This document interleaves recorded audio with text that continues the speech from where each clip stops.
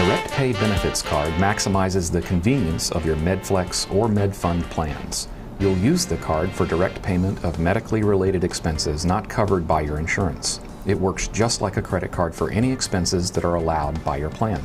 For example, when you need to make a copayment, pay out of pocket for medical expenses, or buy medicines at a drugstore or retailer, just give them the card. The card will automatically pay the expense from your plan so long as the cost does not exceed your available balance. Recently, use of the benefits card has become even more convenient. Most major retailers, drugstores, and pharmacies now participate in a program called IIAS, the Inventory Information Approval System. These retailers are able to tell if the item you are buying is an approved medical expense. Their systems will only allow qualified medical items to be charged to the card, so there's no need to prove it was legitimate by submitting receipts. At those stores, you just swipe the card and that's it. The money comes right out of your account. If an item is not on the approved list, the card will not allow it to be charged, and you will need to pay for it separately. Does it work at the pharmacy too? Most drugstores and pharmacies also participate in the IIAS program, eliminating the need to submit receipts for most drugstore purchases. If your pharmacy does not participate, you may not be able to use the benefits card there. If you are enrolled in a commuter assist plan for work-related mass transit and parking expenses, you may also use your card to pay for transit passes from a mass transit vendor or ticket vending machine that accepts electronic payments and only sells mass transit fares. You may also make payments using the card directly to your parking vendor. That being said, it's a good idea to save your receipts for all card purchases.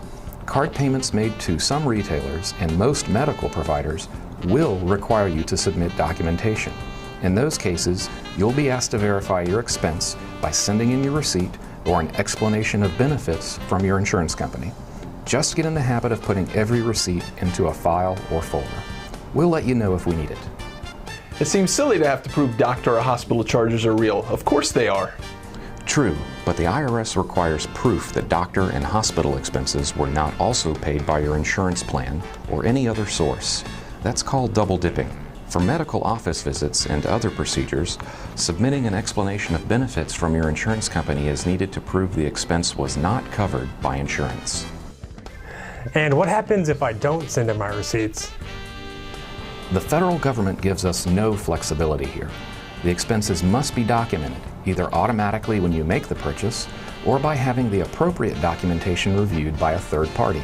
If you don't send in requested receipts within a reasonable time frame, your card will be turned off and you will have to pay for your medical expenses and then file for reimbursement.